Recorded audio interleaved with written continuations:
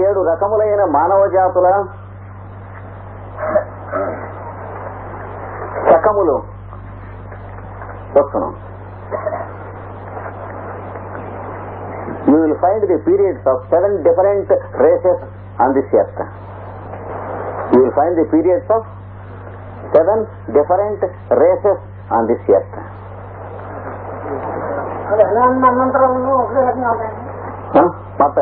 దేనికదే each race is called a root race. ఒక్కొక్క జాతి ఒక్కొక్క ప్రధాన జాతి అనబోదును. Each race has 7 sub races.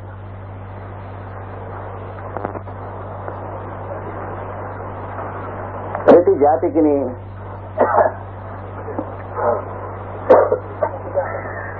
7 ఉపజాతులు అనబడు అంతర్భాగములు ఉండను.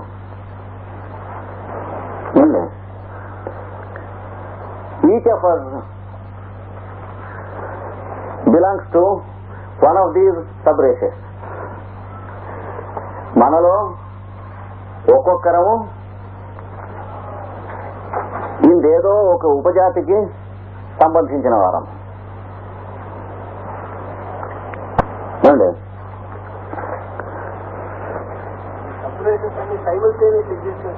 ఉంటాయి.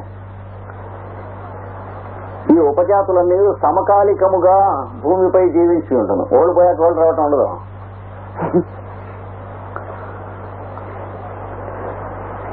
All these sub-races simultaneously exist on Earth.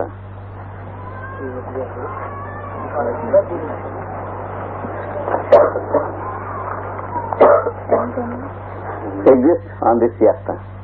Sub-races అంటే planes of consciousness different ఉంటాయి. లేదు, వేరే వేరే తరహాల మనుషులు. మీ తరహా వేరు, నా తరహా వేరు, ఆయన తరహా వేరు, అదనమాట. కానీ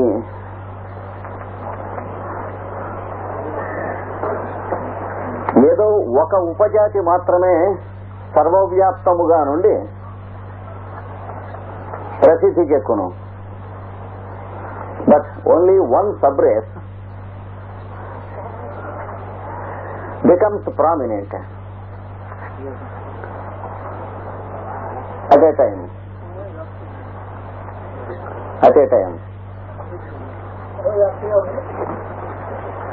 అభివృద్ధి చెందడం. మిగిలినది దానికన్నా తక్కువ ప్రాధాన్యం వహించి ఉండడం. The other 6 sub races will be less prominent. ఇది షిఫ్ట్ అవుతూ ఉంటుంది కదా అన్ని చోట.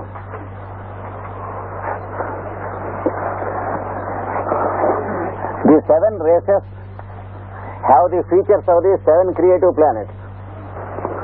7 creative planets. ఈ 7 మహాజాతులు గాని ఉపజాతులు గాని 7 గ్రహముల లో ఒక్కొక్క దాని ప్రభావం క్రింద పని చేస్తుంటాను. గ్రహంలో ఒక్కొక్క దాని ప్రభావం క్రింద పని చేస్తుంది. Reason why some of us are by birth Saturnian, some of us are Sunday-man and some of us lunar people, like that. ఇందులో ఒక్కొక్కడు సూర్యుడికి సంబంధించిన లక్షణము, ఒక్కొక్కటి శనికి సంబంధించిన లక్షణం ఇట్లా ఉంటాయి. We have the description of the planets in the astrological books of the ancients. Sun man will be like this, Saturnian will be like this. So these sub-races will have these leading features, and every one of us belong to one or the other sub-race. ఇవి ఎన్ని మన్వంతరములు? There are 14 manvantaras occurring one after the other. 14 మన్వంతరములు ఉన్నది. ఇన్ని సంవత్సరాలు జరుగుతుంది. 14 మన్వంతరాలు మొత్తం కలిసి. All the 14 manvantras put together, they come to so many savana years.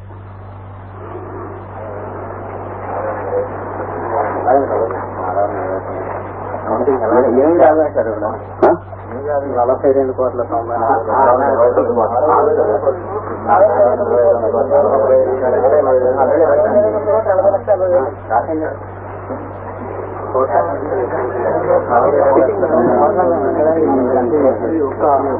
పెద్దగా వేస్తాను.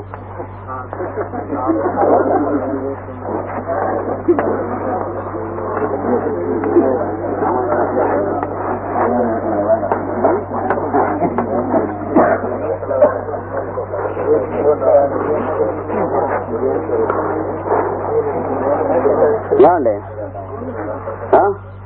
ఇవి 14 మన్వంతరములు అంటారు మొత్తం.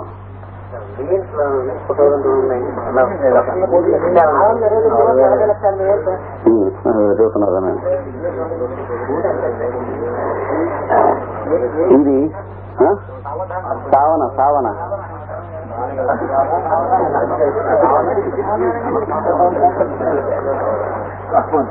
ఇవైన తర్వాత ఏం జరుగుతుంది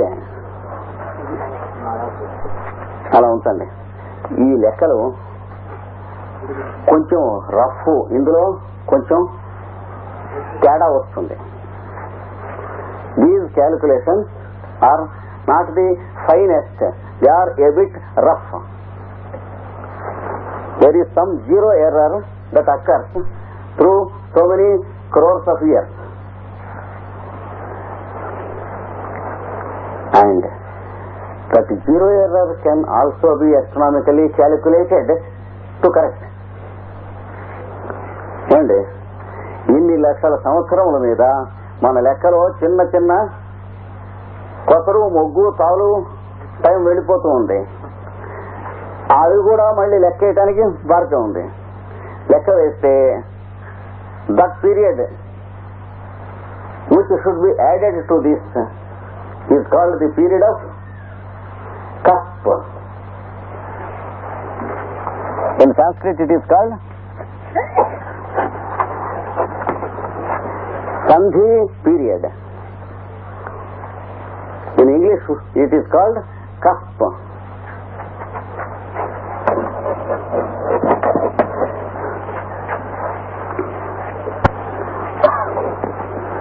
This Sandhi period equals to 6 Mahayugas.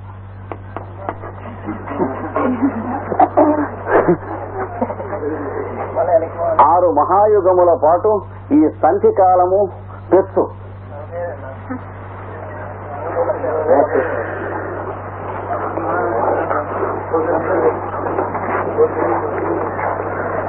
So add those years also to this.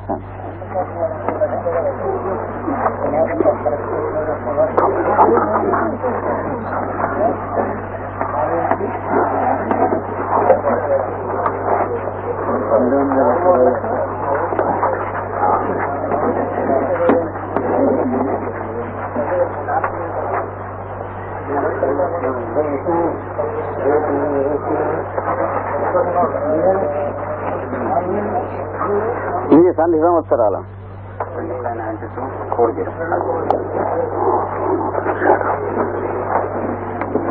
కలిపితే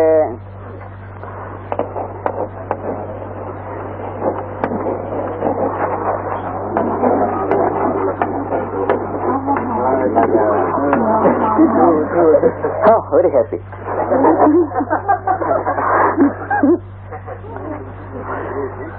So with 7 zeros now.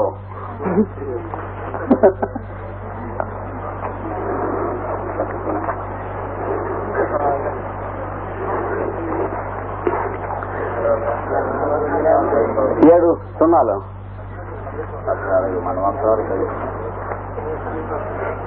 కనుక ఈ మొత్తము ఎన్ని మహాయుగములో చెప్పండి? 1000 మహాయుగాలు. 20 మహాయుగాలు. 100 మహాయుగాలు.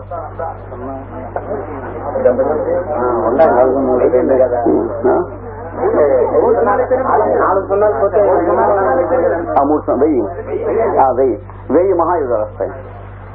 సరే, సో ఇట్ ఈక్వల్స్ టు 1000 మహాయుగాస్ టోటల్. దీన్ని ఏమంటారు? ఒక కల్పము లేక దిస్ ఈజ్ కాల్డ్ 1 కల్ప.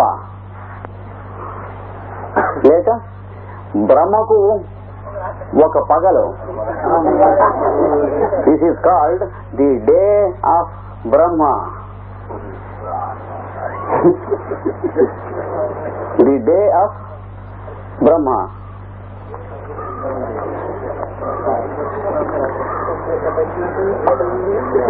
ఇప్పుడు మీకు భగవద్గీతలో ఒక పాదం అర్థం అవుతుంది. ఏమని? సహస్రయుగ పర్యంత మహర్యద్ బ్రహ్మణో విదు. 1000 యుగముల పర్యంతం బ్రహ్మకు ఒక పగలని చెబుతారు. రాత్రిం యుగ సహస్రాంతే, రాత్రి ఒక 1000 యుగములు. అహోరాత్ర విదో విదు. అహోరాత్రములు అనేటువంటి మాటకు అర్థము తెలిసిన వారు పెద్దలు చెబుతున్నారు అన్నాడు భగవద్గీతలో. సో ఇది Bhagavad Gita. Krishna says 1000 Mahayugas make one day of Brahma and 1000 make one night of Brahma. So the grand scientists who know the true nature of night and day, they say so. That is what Krishna says. Here day means objectivity and night means subjectivity. The whole creation comes into full objectivity through this period, and through an equal period of time it goes into subjectivity. So add to it equal number of years and call it the night of Brahma.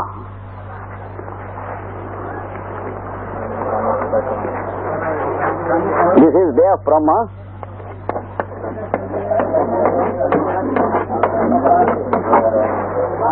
Brahma is also contained.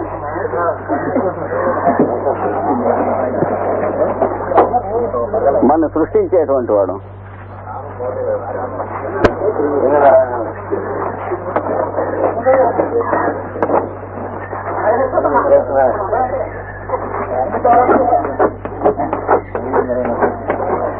ఎనిమిది 6 4 7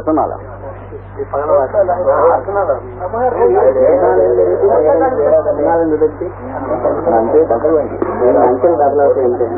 దీన్ని ఏమంటారు? ఒక బ్రహ్మ అహస్సు అంటారు. బ్రహ్మ యొక్క పగలు రోజు, మొత్తం రోజు.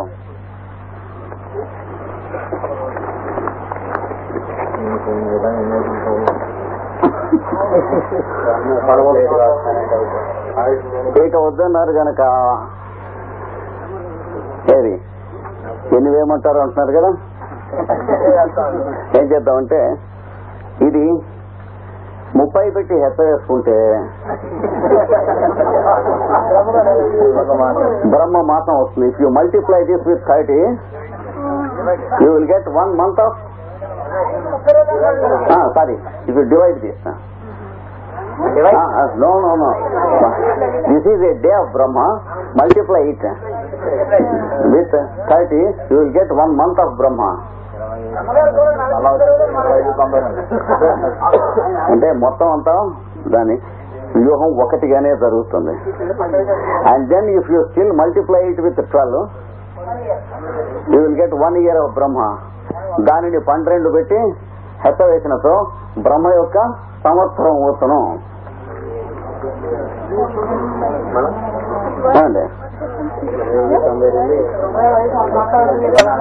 అప్పుడు దానికి 2 సున్నలు కలిపినతో if you add 2 more zeros to that, you will get what is called the span of 1 Brahma, 100 years of Brahma. బ్రహ్మ యొక్క 100 సంవత్సరముల పరిమాణము వచ్చును.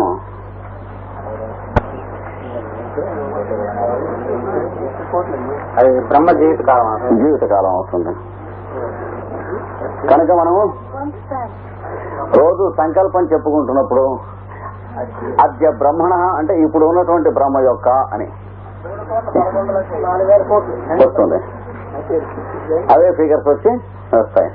ద్వితీయ పరార్థే అంటే 2 భాగములు చేస్తారు ఈ మొత్తాన్ని, బ్రహ్మ యొక్క ఆయుర్వేదాన్ని చేస్తే మొదటి పూర్వార్థము, రెండోది పరార్థము. దాన్ని మళ్ళీ 2 భాగాలు చేస్తే పూర్వార్థమునందు మొదటి పూర్వార్థము, రెండవ పూర్వార్థము, పరార్థమునందు మొదటి పరార్థము, రెండవ పరార్థం. మనం ఎక్కడున్నాం? ద్వితీయ పరార్థే అన్నాడు. అక్కడి నుంచి సంకల్పం దీని మీద బేస్ చేసి రాశారా. రోజు పొద్దున్నే మనం సంకల్పం చెప్పుకుంటాం కదండి, దీని మీద బేస్ చేసి రాశారు. కనుక 19వ శతాబ్దం 20వ శతాబ్దానికి వచ్చి కూడా ఈ భూగర్భ శాస్త్రం నుంచి అక్కడి నుంచి ఎప్పుడెప్పుడు ఏమేమి జరిగినాయో చూడటానికి ఋగ్వేదం ఎప్పుడు పుట్టిందట కాలం అని అడిగితే 14 లక్షల సంవత్సరాలకి కిందట నుంచి 26 లక్షల సంవత్సరాల కిందట వరకు అని చరిత్రకు వేశారు అని చెబుతూ బ్లెవెట్స్కీ అంటుంది ఏ నెగ్లిజిబుల్ డిఫరెన్స్ ఇండీడ్ అన్నది. So the modern scientist when calculating about historical incidents say 14 millions of years ago the Rigveda was written, one fellow says. Another fellow says 26 millions of years ago Rigveda is written. Blavatsky quotes these two things and says a negligible difference indeed, she says. అలాంటి 20వ శతాబ్దంలో కూడా అలాంటి గుడిగుర్రాలకి పళ్ళు తోమేటువంటి calculations scientists ఉన్న రోజుల్లో ఇది లక్షల సంవత్సరాల నుంచి ఆ నోటి నుంచి వస్తున్నటువంటి సైంటిస్ట్ యొక్క స్టేచర్ ఇది. కనుక సిగ్గుపడకుండా దుఃఖపడకుండా మనం ఆ ఏజ్ లో ఉన్నటువంటి సైంటిస్ట్ లెవెల్ కి ఇప్పుడు ఉన్నటువంటి సైంటిస్ట్ స్టూడెంట్స్ పెరుగుటకు నిర్దాక్షిణ్యముగా ప్రయత్నం చేయడం, ఏడవరాదు, దుఃఖపడరాదు, ఏమీ లాభం లేదు.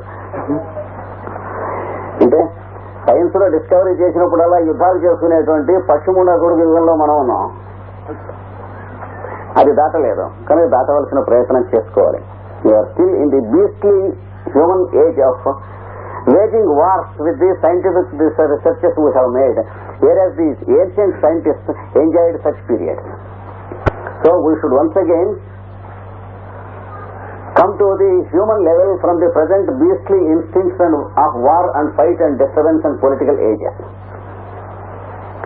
Nobody can deny this, whether fortunately or unfortunately. Nobody can disprove this fact. So read the book called The Secret Doctrine by Helena Petrovna Blavatsky. Blavatsky గారు ఎప్పుడు రాసింది? మనకే ఇంకా పొద్దుపడలేదు, కానీ ఆవిడ 19వ శతాబ్ది చివరిలో రాసింది. The end of 19th century she has written that book and given to the world. చదవటం కోసమే రాశారా? అరణ్యపురం లాగా. అదే అంటే ఇప్పుడు బస్సులో సంచి పోయింది అనుకోండి, అది చదువుకున్నందువల్ల పోయింది అంటే మనం ఏం చెప్పలేము. ఇప్పుడు నన్నయ్య భట్టు గారు అరణ్యపురం అనువాదం చేస్తూ చనిపోయారు అంతే చదవకండి అన్నారు. ఇప్పుడు కొన్ని వేల మంది సన్యాసులు ఏమీ రాయకుండానే చనిపోతున్నారు కదా.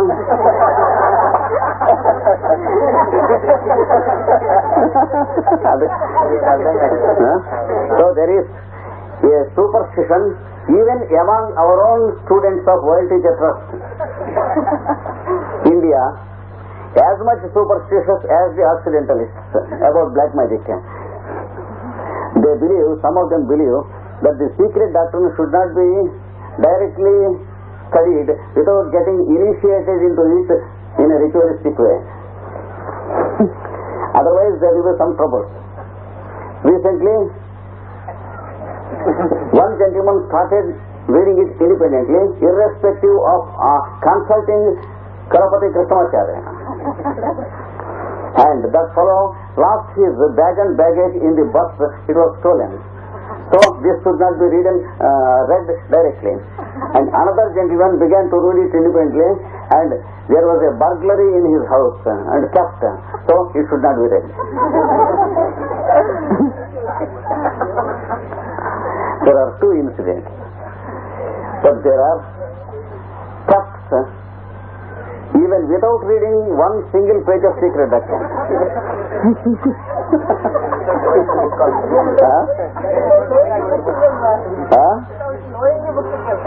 Without knowing the book, knowing that such a book exists. Blavatsky has written this glorious book and another glorious book called Isis Unveiled. A secret doctrine and Isis Unveiled. And there are many scientific books written to make us understand these two books. ఈ పుస్తకములకు వివరణము వ్యాఖ్యానముగా ఇచ్చినటువంటి పుస్తకాలు అద్భుతమైనవి ఉన్నాయి. For example the divine plan, a book called the divine plan by mister బార్బరోకా.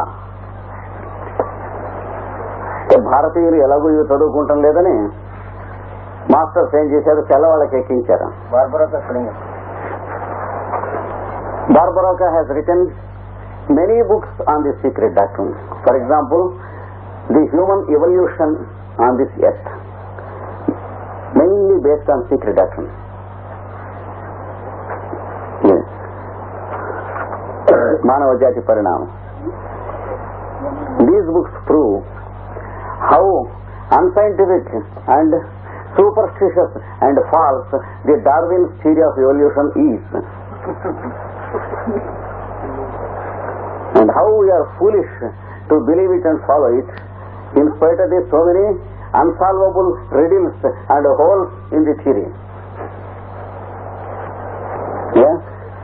Darwin వారు రాసినటువంటి సిద్ధాంతమునందు ఎన్ని తప్పులు ఉన్నాయో ఎన్ని బొక్కలు ఉన్నాయో ఈ పుస్తకం చదివి తెలుస్తుంది.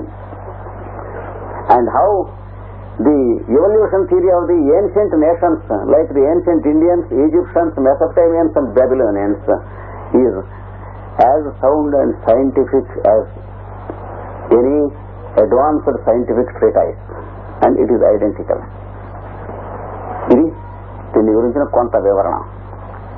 So for today, this is our class for general knowledge.